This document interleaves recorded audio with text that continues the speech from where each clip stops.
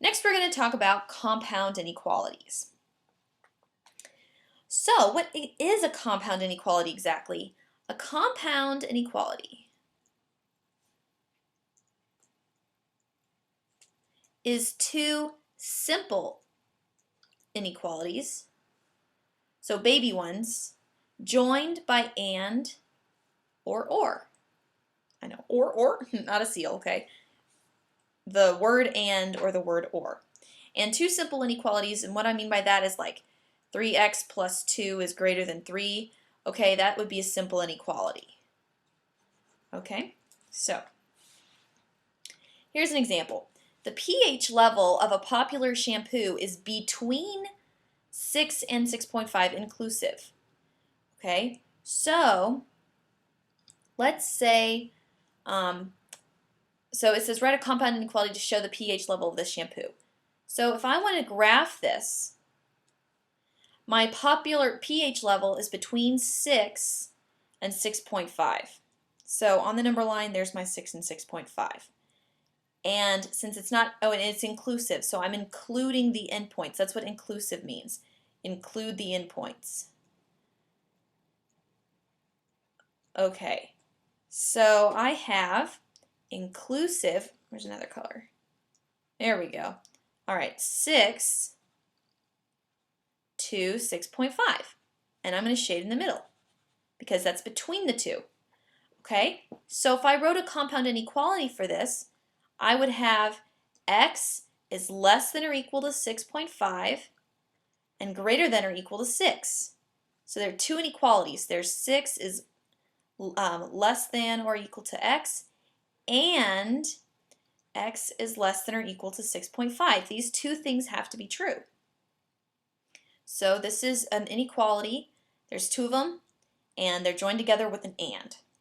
Okay? And if I wanted to write the interval notation, I would just match exactly what's up here. 6 to 6.5 inclusive.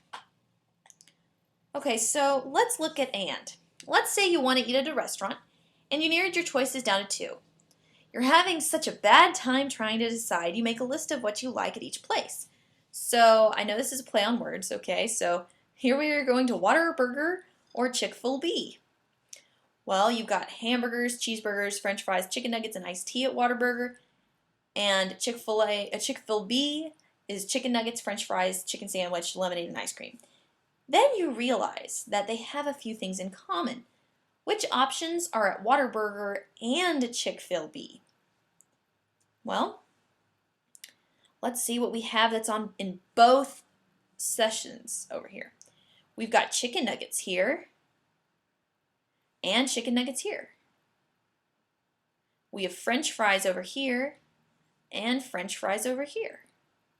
And those are the two things that are in both. So we have french fries and chicken nuggets are in both. These two items are in the intersection of the two groups. Can you see that they overlap on these two things? The intersection is where the two groups overlap. Okay, so if I drew a Venn diagram, it would be the stuff in the middle. Okay, that's the overlap. That's where we have and. Okay? All right, so let's solve the compound inequality and graph the solutions. Well, here we go. We have -5 is less than x plus 1, which is less than 2. So I'm going to break it into two pieces. I'm going to break it into -5 is less than x plus 1. Okay, the middle stuff is going to go to both. And x plus 1 is less than 2. So we have two simple inequalities. This is, I'm going to subtract 1, subtract 1. -6 is less than x. So I'm going to graph that on the first one, but before I do, I'm going to find out the end of this one. So subtract 1 from both sides. X is less than 1. So now I have two important numbers, and those two important numbers both need to be on my graph. So I'm going to make sure that my graph has both -6 and 1. So let's say this is -6, -5, 4, 3, 2, 1, 0, +1, 2, 3, 4, 5, 6. Okay, so the really important ones are -6 and 1.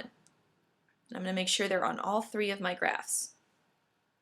Okay. Now, according to the red one, -6 is less than x, or x is greater than -6, but not including. So I'm going to graph that. It's a parentheses, and x is greater, so I'm going to draw everything this way. Okay. Now, according to this one, x is less than 1, so that means I have to shade to the left of 1. Okay? Now, we want to know where the overlap is because we're talking about an and situation here. Okay? So think about a bunny hopping along the line, and the bunny is in 0 gravity. Okay? So if the bunny's hopping over here, as soon as he hops, he'll come out of our picture. And if he's over here, he'll bonk his head and then come out of the picture. So where can the bunny hop? Well, here the red line doesn't include the endpoints. So in our final answer, we're not going to include -6. And in our answer, we're also not going to include 1. But the bunny can hop anywhere in between there. So that right there is my solution. This is my solution bar. This is inequality 1, inequality 2, and my solution. That's why I have 3.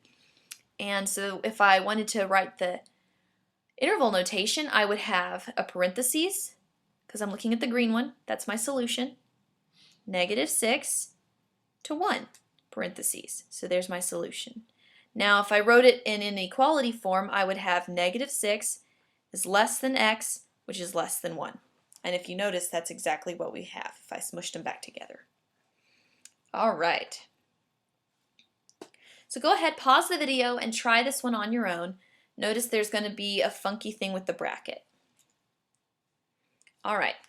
So here we have two inequalities. 8 is less than 3x minus 1, and the other one would be 3x minus 1 is less than or equal to 11. So I'm going to add 1 to both sides and get 9 is less than 3x. Divide both sides by 3. Notice I didn't divide by negative, so I'm okay. 3 is less than x. And over here, add 1. 3x is less than or equal to 12. So x is less than or equal to 4, because I'm going to divide by 3. And 12 divided by 3 is 4. Okay, so my two important points are 3 and 4. And this is an and because we're looking at a between situation here. So this is, we'll make this 1, 2, 3, 4, 5. So 3 and 4 are my important points all the way down. Okay. 3, okay, it says x is bigger than 3. So here I'm going to graph not including 3, but everything bigger. Okay. Here, for the blue lines, or for the blue inequality, x is less than or equal to 4. So this is 4, and it's going to have a square bracket, and I'm going to go down. Now what's my solution? Well, the bunny can't hop here because I'm not including 3. So that's going to be a parentheses. The bunny can hop here because the red line is there, and I have a place here because I'm including 4. So 4 is in both of my equalities, and I'm going to shade in the middle. So my interval notation is 3 to 4 with a bracket. So here this is kind of weird because I have a parentheses and a bracket in the same problem, and I don't have an infinity. Okay, so here's an example of that type of situation. Now if I wanted to write the inequality, I could just read it. 3 is less than x, which is less than or equal to 4. Okay? All right, so let's go back and look at or. So if we went back to Whataburger and Chick-fil-B, now you're trying to explain to your friend what different items they have to offer. So what options do Whataburger or Chick-fil-B have? Well, let's see. We've got hamburger, cheeseburger, french fries, chicken nuggets, iced tea. But we've already talked about chicken nuggets and french fries, so we don't have to repeat those. We have chicken sandwich, lemonade, and ice cream over here. So everything in our picture here is in either Whataburger or Chick-fil-A.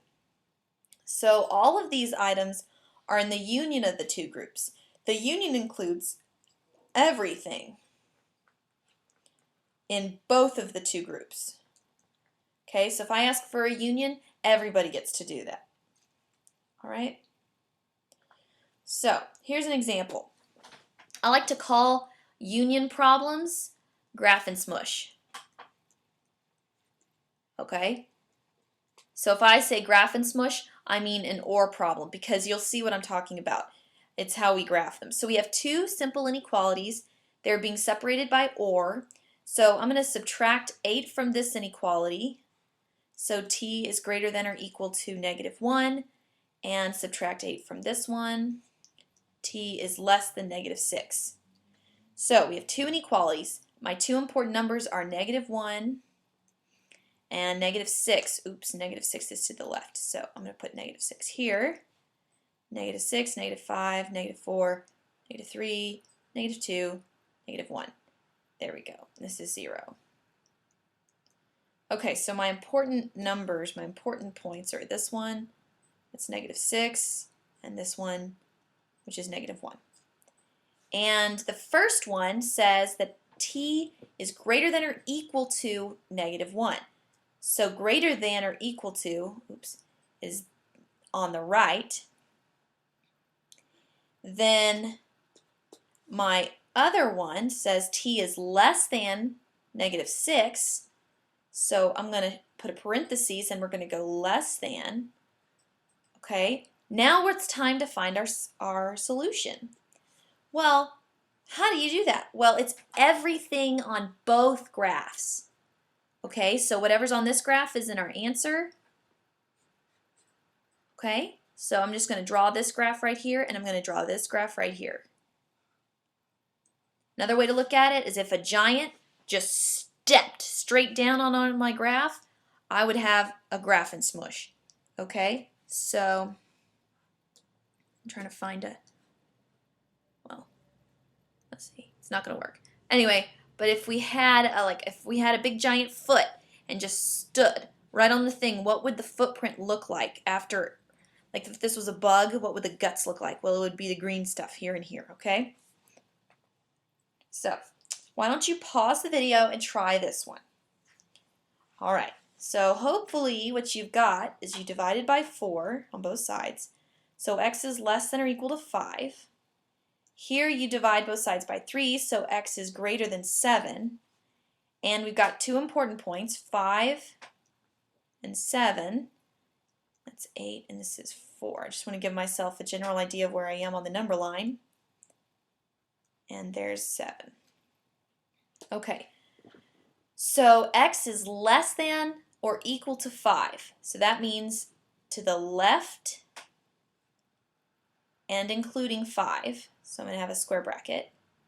And this one says x is greater than 7. So I'm not including 7, but I'm going to go bigger. Now I'm going to graph and smush. This graph gets put on the bottom one. This graph gets put on the bottom one. And there's my smushed graph. So if I wanted, ooh, I forgot to write the inequalities. Oh, look at there. Oh, anyway. Okay, so to write this one's answer, okay, I would have, this is inequality form. However, interval form, read from left to right of your solution graph. So here I start with an arrow, so that means -infinity, comma, I get to 5, and I close the bracket. When you have a gap like this in interval notation, you have to jump from one to the other. So we're going to connect them with a union. Okay, so a little union. Okay, oops, wrong one. This is a parentheses at 7, and I have an arrow, so to infinity. Cool. All right, so let's go back to example A and let's write the interval notation for that one. So from left to right,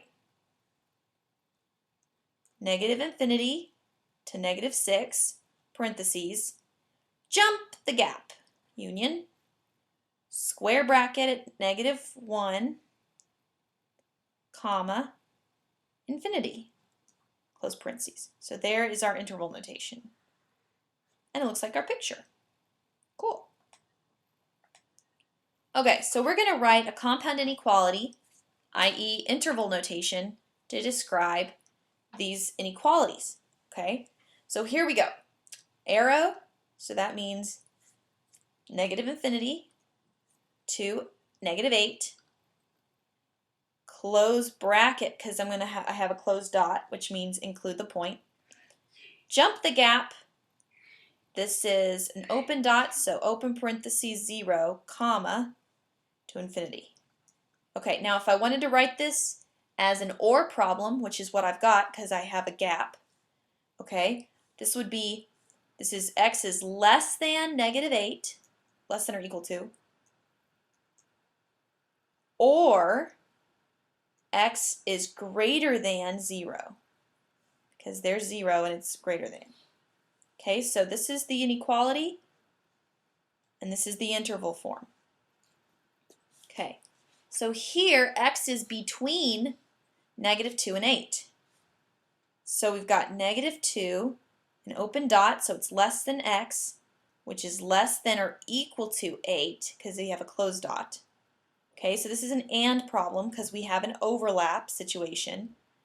My interval notation would be open parentheses negative 2 to 8 with a closed bracket. The last one, I want you to try on your own. So pause the video and come back to me. Okay, if you thought it was an OR, you are correct because it jumps. So we have negative infinity to negative 4, parentheses because it's not including, union, jump the gap, open parentheses 6 to infinity. In the inequality form, this means x is less than negative 4, or x is greater than 6. All right.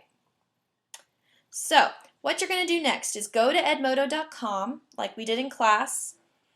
Under the Inequalities Part 2 assignment, click and turn it in and respond in the box in the turn it in response. List 3 things you learned and 1 good question unless you have more. If your question is really urgent, post it on the wall of the class and send it to everybody in the class because then anyone can answer it, not just me.